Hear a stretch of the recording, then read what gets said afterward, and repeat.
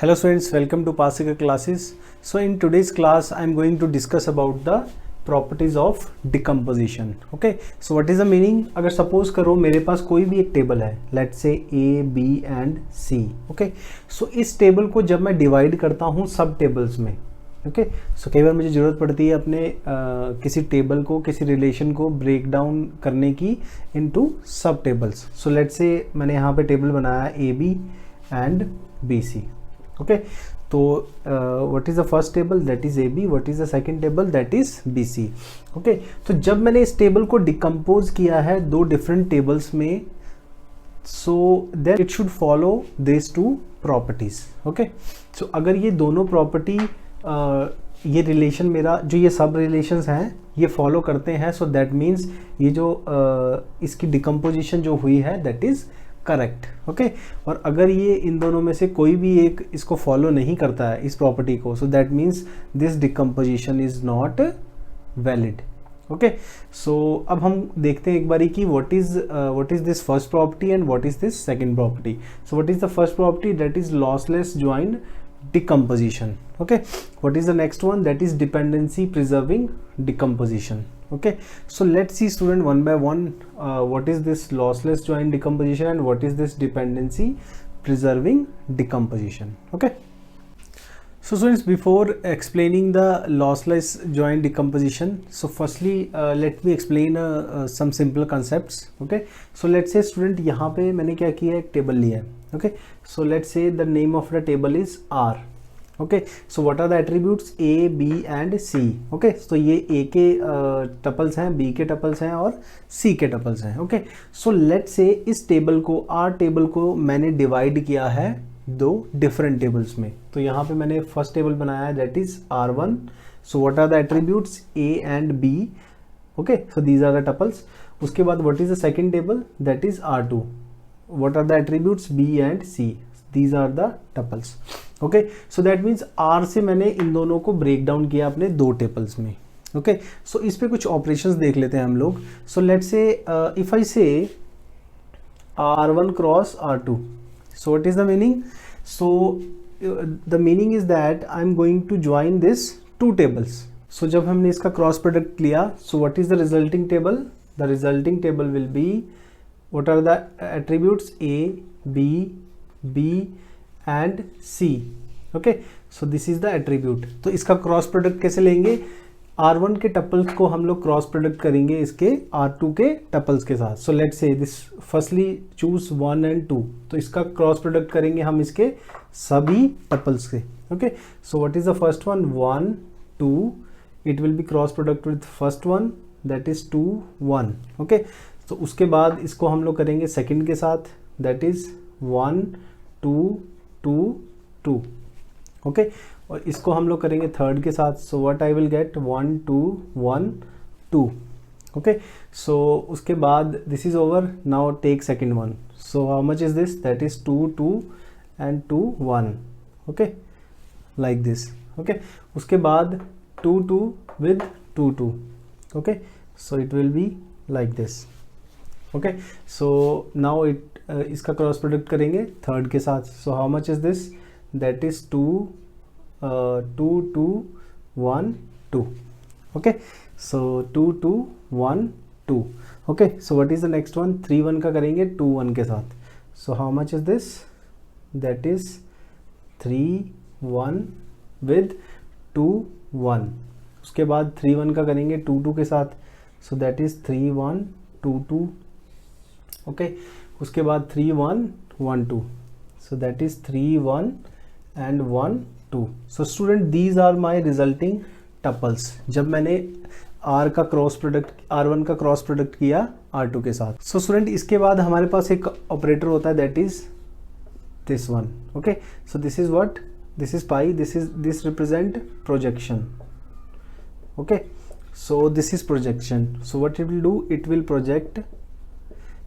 project all the tuples, all the columns, I can say all the column of relation. Okay, तो इसमें ये क्या project करता है, the column of relation. Okay, so this is a projection symbol. So next one is a student selection symbol. Okay, so इस symbol को हम लोग कैसे use करते हैं? I will write like this. This is a projection symbol. I will write in any relation. So I will give some condition here. Okay, so ये क्या करेगा, सारे टपल्स को क्या करेगा, मेरे रिलेशन के अंदर सेलेक्ट करेगा. ओके, सो सेलेक्ट करेगा जो भी किस कंडीशन को फॉलो करते हैं, पी कंडीशन को फॉलो करते हैं. Okay, so you can write this कि this symbol is used for selection of all the tuples from a relation which satisfy this condition P. Okay, so we'll see that how to do this. Okay, so these are the symbols. Okay students, so what is the next operation? That is R1 natural join R2. Okay, what is this? This is a symbol of natural join. Okay, so सबसे पहले अगर इस table की बात करें, so what is this? This is R1 cross that is R2. Okay, तो यहाँ पे हमने क्या किया था, R1 क्रॉस प्रोडक्ट किया था R2 के साथ, but this is a one step next to this R1 cross R2. तो यहाँ पे हमारा क्या होता है, this is a cross product, ये भी क्रॉस प्रोडक्ट है, followed by a selection of the tuples that are equality between the common attribute and then projection of distinct column. Okay, तो इसका क्या मतलब है, इसका मतलब ये है कि अगर मैं इन दोनों टेबल का क्रॉस प्रोडक्ट करूं तो इन दोनों में से मेरा कॉमन एट्रीब्यूट कौन सा है, that B is a common attributes. Okay, so B मेरा कॉमन है इन दोनों में. ओके, तो यहाँ पे वो टपल सेलेक्ट होंगे जो क्या करेंगे, जो मेरी कंडीशन दी होगी उसको सेटिस्फाई करेंगे. Let's see this with the help of example, then you will come to know. तो यहाँ पे जैसे स्टूडेंट मैंने दिया है कि सपोज मैंने क्रॉस प्रोडक्ट किया R1 multiply by R2. What is the meaning, R1 cross product R2. तो this is what, this is A R1 cross product R2. तो मेरे पास ये टेबल आ गया एक. उसके बाद मैंने क्या किया है, what is this, this is A selection operator. Selection operator क्या करता है, इस कंडीशन के बेस पे क्या करता है, यहाँ से जो टप्पल्स हैं उनको सेलेक्ट करता है. ओके, तो इसका मतलब these are the tuples, these are the different tuples. अब इसमें से क्या करेगा, वो टप्पल्स को सेलेक्ट करेगा. कैसे सेलेक्ट करेगा, with the help of this condition. Okay, so what is this condition, इस that is R1 dot B. इसका मतलब R1 के अंदर B tuple, okay, is equal to R2 dot B. Okay, so R2 dot B, उन tuple को मैं select करूंगा इस पूरे टेबल में से जिसमें क्या होगा, ये जो बी की वैल्यूज जिसमें सेम होंगी. Are you getting my point, जिसमें दोनों की वैल्यू क्या होंगी, सेम होगी. So let's say which are following this condition. So यहाँ पे both are same, so this is acceptable, so this is same, this is acceptable. Okay, so उसके बाद these are not acceptable because this is different 2 and 1. So this is acceptable, this is acceptable, this is not acceptable, not acceptable, not acceptable. Okay, तो मेरा जो final table यहाँ से select होगा. So student, उसके बाद अब मेरे को टपल्स तो मैंने सेलेक्ट कर लिए. ओके, सो उसके बाद what is the next step, what is this, this is a projection symbol. Projection symbol क्या करता है, ये जो मेरा ऑपरेटर है, ये यहाँ पे मैंने लिखा ABC. तो इसका मतलब जैसे हम अपनी SQL क्वेरी के अंदर सेलेक्ट लिखते हैं, तो सेलेक्ट का जो काम होता है that is the same work of this projection symbol. तो ये क्या करेगा, उन सारे टप्पल्स को प्रिंट करा देगा. So what it will print, it will print all the tuples of A, B and C attributes. Okay, तो यहाँ पे क्या प्रिंट होगा student, what is the first one, 1 2, because this is same, so this is 1. Okay, so ये tuple select होगा, what is this, that is 1 2 and 2. Okay, so what is the next one, that is 2 2 1. So that is 2 2 1. तो यहाँ पे ये दोनों common है, तो that is why I have written 2. ओके, उसके बाद 2 2 2. तो यहाँ पे क्या लिखा मैंने, 2 2 and 2. Okay, this is also correct. Why it is correct, because this B is equal to B. Okay, तो यहाँ पे क्या आएगा, 3 1 and 2. Okay, so that is the meaning, this is also correct. और उसके बाद what is the third one, this one, so this is also correct. अब student आप यहाँ पे देखोगे कि दिस टू टपल्स, तो this is extra tuples, but ये तो ओरिजिनली मेरे टेबल में थे ही नहीं। तो इसका मतलब कि ये जो मैंने डिकम्पोजिशन की है यहाँ पे, there is some problem. So this is a lossy decomposition. इसको क्या बोलूँगा? Lossy decomposition. क्यों लॉसी डिकम्पोजिशन बोलूँगा? क्योंकि यहाँ पे मेरा जो डेटा है वो एक्चुअल डेटा मेरा यहाँ पे नहीं है, तो that is I am losing my data. Okay, data lose करने का मतलब है कि even if I am getting some extra tuples, so it will create some problem. Okay, so that is the meaning, this is a lossy decomposition. Okay, so we'll see how to find a lossy decomposition, what are the rules. Okay, so we are going to see that the lossless joint decomposition. Okay, so किसी भी decomposition को मैं कब lossy decomposition बोलूँगा और कब lossless decomposition बोलूँगा. So let's see the definition. If the common attribute between the relation R1 and R2, okay, so मेरे पास एक रिलेशन है R, उस R से मैंने दो सब रिलेशन को डिकम्पोज किया है. ओके, सो अगर वो कोई भी common attribute, okay, common attribute between the relation R1 and R2 is a super key of either relation R1 और R2. Okay, so then decomposition is lossless, तब मैं उसे लॉसलेस बोलूँगा, otherwise decomposition is lossy. What is the meaning of lossy decomposition? There is a some loss. Okay, so अब देखो जैसे मैंने यहाँ पे मेरा रिलेशन है ABC, ओके, और कुछ यहाँ पे फंक्शनल डिपेंडेंसी दी है, और अगर लेट से मैंने इस टेबल को ब्रेक किया है R1 that is AB, okay, AB में, और R2 लेट से BC में. ओके, तो मैंने इसकी डिकम्पोजिशन कर दी, इस टेबल को दो टेबल्स में मैंने यहाँ पे ब्रेक कर लिया, डिकम्पोज कर लिया. अब मैं देखूंगा इन दोनों टेबल्स में मेरा जो कॉमन एट्रीब्यूट है, सबसे पहली बात क्या है, देयर शुड बी है, there must be a common attribute. अगर कॉमन एट्रीब्यूट नहीं है, so that means this is a lossy decomposition. So you can note down this point. If there is no common attribute between this relations, so that means there is a lossy decomposition. और इसमें जो common attribute है that should be a super key. वो common attribute क्या होना चाहिए? Super की होना चाहिए, या तो R1 रिलेशन में, या तो R2 रिलेशन में. ओके, तो इस केस में student what is the common attribute? That is B. B यहाँ पे भी है, R1 में भी है और R2 में भी है.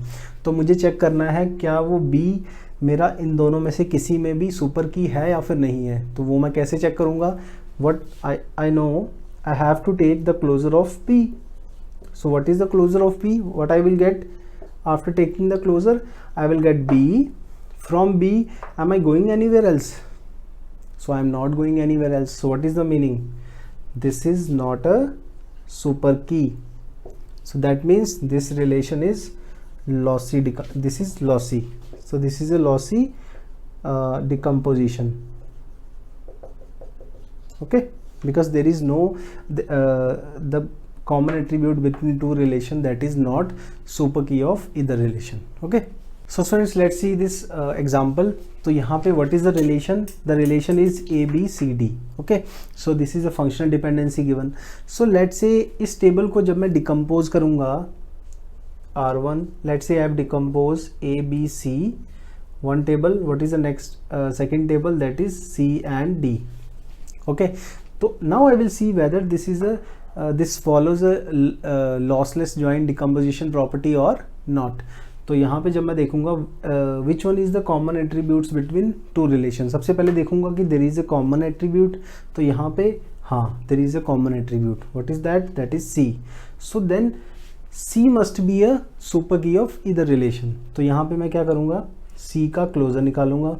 Okay, so when I take the closure of C, so what I am getting? C. And from C, where I am going? I am going D. Okay, from D am I going anywhere else? No, I am not going anywhere else. तो यहाँ पे student आप देखते हो, जब मैं C का closure लिया तो मुझे सारे एट्रीब्यूट मिले. किस रिलेशन के? R1 के या फिर R2 के? R2 के मुझे सारे यहाँ पे जो एट्रीब्यूट्स है वो मिल गए. सो that means what is the meaning? जो ये कॉमन एट्रीब्यूट है C, that is a super की. But super key of which relation? Super key of R2 relation. तो यहाँ पे मेरी डेफिनेशन क्या बोलती है? Super key of either R1 और R2, अगर किसी का भी सुपर की है, so that means this is a lossless decomposition. Okay, so that means this is a lossless decomposition. Okay, so students, let's see one more example. अगर let's say मैंने यहाँ पे टेबल ब्रेक किया है into AB and that CD, तो क्या मैं कर सकता हूँ? This is correct. So here student you can see there is no common attribute, so that means this is a lossy decomposition. This decomposition is lossy. Okay, so let's see one more example. Student, if I take AB and BC, so if I talk about this decomposition, मैंने यहाँ से ये दो tables में break कर दिया. So now I will see, is there a common attribute? Yes, there is a common attribute, but there should be a fourth attribute present. The four attributes should also be present in this decomposition. So that means this is lossy, because D is not here in either of the relation. So students, let's see this example. So यहाँ पे इस example में आप लोग देखोगे there is a table A B C D E and G. Okay, थोड़ा सा बड़ा टेबल लिया है यहाँ पे मैंने, और यहाँ पे कुछ functional dependency given है. Okay, so after that student, इसको मैंने decompose किया है with how many tables? 4 tables में, 4 tables में इसको मैंने break down किया है. So let's see कि whether this decomposition is lossless और lossy decomposition. So कैसे चेक करूँगा? The method will be same. तो यहाँ से मैं क्या करूँगा, किसी भी दो रिलेशन को मैं सबसे पहले पिक करूँगा. कौन से दो रिलेशन को पिक करूँगा? जहाँ पे मेरा कॉमन एट्रीब्यूट है. ओके, तो यहाँ पे जब मैं ए बी और बी सी को जब मैंने लिया, लेट्स से मैंने यहाँ से चूज़ किया ए बी और बी सी को. ओके, तो यहाँ से जब मैंने इसे चेक किया, so what is the common attribute? B is the common attribute. अब मैं चेक करूँगा कि जो मेरा बी है वो सुपर की होना चाहिए दोनों किसी ना किसी एक रिलेशन में. तो यहाँ पे बी का मैंने क्या किया, बी इज़ अ कॉमन, और उसके बाद क्या है, इसका क्लोजर जब मैंने लिया, so I will check whether this is a super key और not. So what I will get B. Okay, from B what I am getting, that is D. So B से मुझे क्या मिल रहा है? D. So am I getting anything else? No, I'm not getting anything else. So you can see student कि यहाँ पे मुझे B और D मिल रहा है. So B और D यहाँ पे किसी भी टेबल के attributes नहीं है. So that means this is not a super key of either relation. So इसका मतलब ये नहीं है कि इसको मैं lossy decomposition बोल लूँगा. So सबसे पहले मैं चेक करूँगा कि क्या ये टेबल किसी और टेबल के साथ कंबाइन करता है. ओके, सो इसको मैं नेक्स्ट चेक करूँगा. So basically student what I am doing, अब मैं इन टेबल्स को मर्ज करके देखूंगा, मर्ज करके कंबाइंड टेबल बनाऊंगा. सो अगर ये सबको मर्ज करके मेरा एक कंबाइंड टेबल बन जाता है that is same as this, so that means this is a lossless decomposition. और अगर ये सेम टेबल नहीं बनता, so that means this is not a lossless decomposition, this decomposition is lossy. तो अब इन दोनों को तो मैं मर्ज नहीं कर पाया. So now I will see with any another table. तो यहाँ पे अब इसके साथ मैं चेक करूँगा. Okay, so that is A B and A B D E. So which one is the common attributes? That is A B, और यहाँ पे क्या है? A B. तो अब मैं ए बी का क्लोजर लेके देखूँगा, क्या ये दोनों टेबल मर्ज हो सकते हैं? तो what is the closure of A B? A B. From A B I am going C. C से मुझे क्या मिल रहा है? ए सी से मुझे मिल रहा है that is B. And from B I am getting D. B is already there, so I am getting D. Okay, so here BC is here, I am getting A. Okay, so I am getting student these much attributes. Okay, so I am from AD I am getting E also. So what is the meaning? AB is a super key.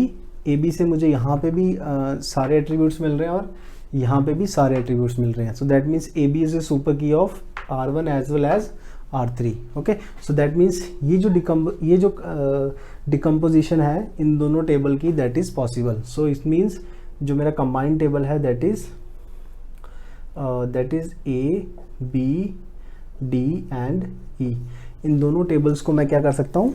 मर्ज कर सकता हूँ. Okay, उसके बाद अब मैं देखूंगा कि is there any common attributes between this two tables. इन दोनों में अब देखूंगा. So what is the common attribute? That is E. अब ई का क्लोजर लेके चेक करूँगा whether E is a super key of either relation. तो what is the closure of E? That is from E I am getting E and G. So am I getting anything else? No, I'm not getting anything else. So that means E का closure करने पे मुझे R2 के सारे जो attributes हैं वो मिल रहे हैं. That is E and G. Okay, so that means E मेरी क्या है? सुपर की है. E is a सुपर की R4 में. So that means ये दो टेबल भी मेरे क्या हो सकते हैं? मर्ज हो सकते हैं. So how I will merge them? Basically इसको मैं ऐसे लिखता हूँ R4 EG. ओके, तो इन दोनों को मैंने मर्ज किया. So what is this? That is A B D E and G. Okay, so मेरा कौन सा टेबल बचा है? That is B C. So B C को मैंने यहाँ पे लिख लिया. That is R2. अब मैं चेक करूँगा कि क्या ये दोनों मर्ज होते हैं. So what is the common attribute? That is B is a common attribute. So B का क्लोजर लेके देखूंगा whether B is a super key of either relation. So what I am getting by taking the closure of B? From B I am going D. So I am not going anywhere else. Okay, so that means this is not a super key of either relation. तो इन दोनों tables को further मैं combine नहीं कर सकता. So that means this decomposition is a lossy. ये decomposition मेरी क्या है? लॉसी है, क्योंकि मैंने कंबाइन टेबल तो मेरा बन ही नहीं रहा यहाँ पे. अगर इन सबको मर्ज करके मेरा कंबाइन टेबल बन जाता है ये वाला, so that means this is a lossless decomposition. But what is the criteria to merge two tables? The common attribute should be a primary key of either this relation और this relation. Okay, so students let's see this example. Okay, so this is the next decomposition. here this table is given, this relation is given. तो उसको मैंने break down किया है 3 tables में. So let's see whether this decomposition is lossy और lossless. तो अब हम कैसे फाइंड आउट करेंगे? The same procedure. इन सभी टेबल को मैं मर्ज करके देखूंगा. अगर इन सबको मर्ज करके मेरा ये रिजल्टिंग टेबल बनता है तो that means this is a lossless decomposition. तो कैसे इनको मर्ज करूंगा? सबसे पहले मैं 2 टेबल्स को चेक करूंगा, कंडीशन चेक करूंगा. What is the condition? There must be a common attributes. तो यहाँ पे कॉमन एट्रीब्यूट्स हैं क्या? So here A C is a common here और ए सी यहाँ पे क्या है? कॉमन एट्रीब्यूट है. अब इनको मर्ज करने से पहले I will check whether this is a super key of either relation or not. So how to check? I will take the closure of AC. So what is the closure? I will get AC, and from AC what I am getting? I am getting B. Okay, so I have AB and C. Okay, so am I getting anything else? Yes, I am getting D also. Okay, and from AD what I am getting? I am getting E. Okay, तो उसके बाद students from B C I am getting A. So I already have that A. Okay, from E what I am getting G. So I am getting all the attributes. Okay, so that means I am getting all the attributes of R1 as well as all the attributes of R2. So that means जो AC है that is a super key of R1 as well as R2, क्योंकि दोनों के सारे attributes हमें AC के closure करने पे मिल रहे हैं. ओके, सो अब that means I can merge this 2 tables. Okay, तो अब क्या करूँगा स्टूडेंट? अब इन दोनों टेबल्स को मैं यहाँ पे मर्ज कर दूंगा. सो what is my resulting table? यहाँ से R1 को लिया मैंने और यहाँ से R2 को लिया. So that is R12, that is A B C D E. Okay, जो रिजल्टिंग टेबल होगा दैट मीन्स उसमें दोनों के कंबाइंड एट्रीब्यूट्स अवेलेबल होंगे. So what are the attributes? A B C D and E. Okay, so उसके बाद what is the next one? That is R3. अब मैं देखूंगा कि क्या ये 2 टेबल्स आपस में मर्ज हो सकते हैं या फिर नहीं हो सकते. So I will student find out the common attributes. What is the common attributes? A is first common. Okay, so after that is there any another common attribute? Yes, D is another common attribute. So I will take the closure of AD. So here what is the closure of AD? What I will get? A D, and from AD I'm getting E. Okay, from E what I'm getting? G. Okay, I'm not getting anything else, so I will get these tuples. So अब देखूंगा कि अपने R12 table और R3 table को। So AD is a super key of R3 table. क्यों? क्योंकि इसमें सारे एट्रीब्यूट्स अवेलेबल हैं। A, D and G is available in AD closure. Okay, so that means AD is a super key of R3 table, so I can merge these two tables. So what is my resulting table? A12 and 3.